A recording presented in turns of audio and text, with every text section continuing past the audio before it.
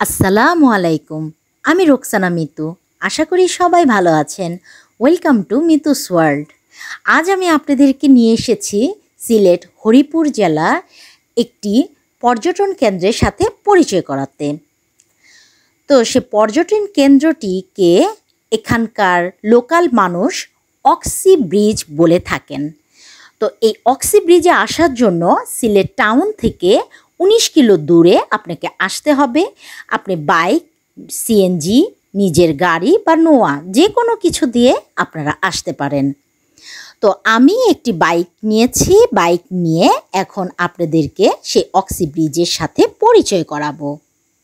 তো শুরুতেই একটি মন্দির আছে। এই মন্দিরটিও অনেক পুরনো মন্দির। বলে নেই, এই রাস্তাটি এখান থেকে শুরু করে একদম অক্সি ব্রিজ হয়ে শেষ স্পট পর্যন্ত যেতে আমাদের পায়ে হেঁটে সময় লাগবে 4.5 কিলোর মতো। তো আপনি যেভাবে হাঁটবেন আপনার সময়টাও সেরকমই লাগবে। রাস্তার অবস্থা খুবই খারাপ। বলেছি প্রথমেই 35 থেকে 40 বছর পুরনো এই রাস্তা। যদিও কিছু কিছু জনবসতি এখানে তৈরি হচ্ছে, মানুষ আসছে, তারপরও রাস্তার কোনো পরিবর্তন নেই, রাস্তার কোনো সংস্কারের তাগিদও কারো নেই। এই জন্য আমার ভিডিওটি একটু আপ ডাউন হবে, একটু না একটু বেশি হয়ে গিয়েছে। আপনারা একটু ক্ষমা সুন্দর দৃষ্টিতে দেখবেন। তো বন্ধুরা, উপরে দেখতে পাচ্ছেন একটি বক না, এখানে হাজার হাজার বক আছে। কারণ বর্ষাকালে যখন পানিটা নেমে যায় তখন এখানে ধান চাষ করা হয় এবং প্রচুর পরিমাণে ডান পাশে বাম পাশে অনেক ধান চাষ করা হয়। এই রাস্তাটা বর্ষাকালের অবস্থা আরও বেশি খারাপ হয়। এখন বৃষ্টির পরিমাণটা কমে আসছে। বলেছি আগেই, নতুন জনবসতি সৃষ্টি হয়েছে। এপাশে চালের আড়ত আছে এবং সামনে আছে একটি মুরগির ফার্ম।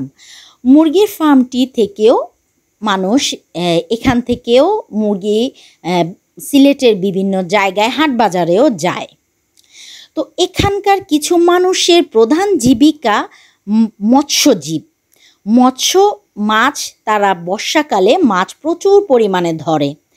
আপনাদের একটা বলে রাখি একটা কথা, দূরে আকাশের নিচে কিছু নীল অংশ আপনারা দেখতে পাবেন। আমি যতটুকু যাব ততটুকুই এর ছায়াটা পাবেন। এটা কি জানেন? এটা হচ্ছে মেঘালয় পাহাড়। ওই যে দেখা যাচ্ছে সাদা আকাশের ভেলার নিচে নীল একটা অংশ, এটা হচ্ছে মেঘালয় পাহাড়। আমি যত সামনে যাব তত দেখা যাবে। এখান থেকে মেঘালয় পাহাড়ের দূরত্ব কিন্তু 40 থেকে 45 কিলো দূর। কিন্তু মনে হবে যে আমি যত সামনে যাব পাহাড়টা তত আমার কাছে চলে আসবে। এই রাস্তাটা ধরে যেতে যেতে কথা বলতে বলতে আমরা কিন্তু অক্সি ব্রিজে চলে এসেছি। দেখতে পাচ্ছেন বন্ধুরা, এখানে ব্রিজ এবং নিচে পানির স্তর। এই নদীটি ভালোই গভীরতা ভালোই, যেটা আমরা বর্ষাকালের পরে যখন শীতকালে আসি তখন দেখা যায়। একটা মজার কথা বলি, এখান থেকে আমি যেখানে থাকি সেখানকার দূরত্ব খুবই কাছে হওয়ার কারণে আমরা প্রায় সময় এখানে হাঁটতে চলে আসি। কিন্তু বন্ধুরা, আমার ব্লগ করার চিন্তা ভাবনাটাও অনেক আগে থেকে ছিল, কিন্তু আমি সুন্দর ভিউ খুঁজে পাচ্ছিলাম না। কিন্তু আজকে এসে যে ভিউটা আমি পেলাম অসাধারণ।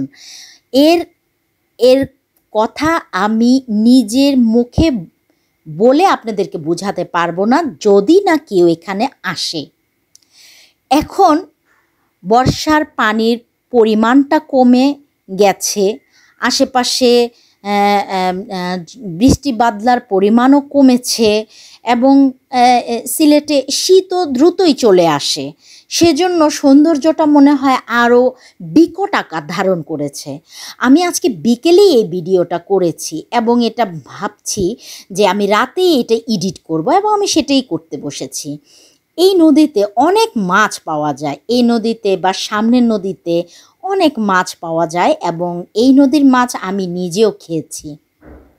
হাওরের মাছ বলে কথা, কারণ বর্ষার সময় হাওরের মাছগুলো এখানে চলে আসে। এই সামনের পথ ধরে আমি এখন নিচে নামবো। আর ওই যে দেখা যাচ্ছে সবুজ বন, এটা হচ্ছে হিজল বন এবং পানির উপরে এই হিজল বনটা ভাসছে। ওদিকে নৌকা নিয়েও যাওয়া যায়। আমি এতটুকুই আসতে পেরেছি। এরপরে রাস্তাটা খুবই কর্দমাক্ত, কারণ কিছুদিন আগেই এখানে পানি ছিল, তো পানিটা সরে গেছে কিন্তু কাদার পরিমাণটা রয়ে গেছে। তা আমরা আবার বাইক নিয়ে ছুটে চললাম। বাইক নিয়ে এখন আমাদের গন্তব্য হচ্ছে সেই অক্সি, যেই ইংরেজরা বা বিদেশিরা এখানে এসে যে কূপটা খনন করতে চেয়েছিল তেল এবং গ্যাস উত্তোলনের জন্য।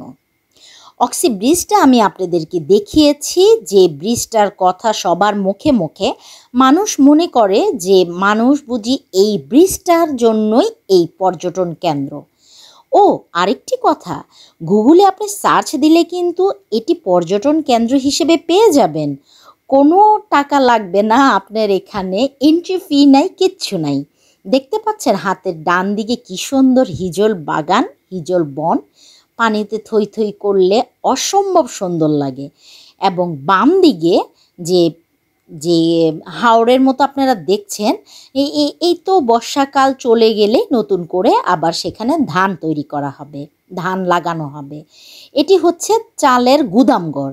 আর এখানে চাল শুকিয়ে এই গুদামঘর থেকে আবার সে আড়তে নেওয়া হয় এবং আড়ত থেকে বিভিন্ন হাটে নিয়ে যাওয়া হয়। আমরা এই পথ ধরেই যাচ্ছি। বিশ্বাস করবেন বন্ধুরা, 2-1 মানুষ ছাড়া এখানে কেউই নাই। থাকবে কোত্থেকে? কাকফাটা রোদে কেউ কি আসে? কিন্তু আমি এসেছি আমার ব্লগ করার খাতিরে। মজার বিষয় হচ্ছে, আমরা যখন ব্লগ শেষ করে চলে যাচ্ছি তখনই মানুষের ভিড়। এই গাছটি হচ্ছে এই অক্সি রাস্তার শেষ সীমানা এবং ওই যে সামনে 2টি পিচ ঢালাই দেখতে পাচ্ছেন, এইখানেই কিছু মেশিন স্থাপন করেছিলেন বিদেশিরা, যে যদি তেল গ্যাস কিছু পাওয়া যায়।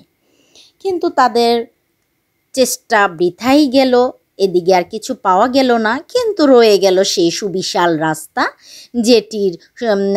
যেটির কারণে আমরা আজকে ঘুরতে আসতে পারছি, লোকজন এখানে ঘুরতে আসছে, বা কিছু মানুষের বসতি স্থাপনও হয়েছে। তো বন্ধুরা, আজ এ পর্যন্তই। আবার আপনাদের সাথে নতুন কোনো জায়গায় দেখা হবে।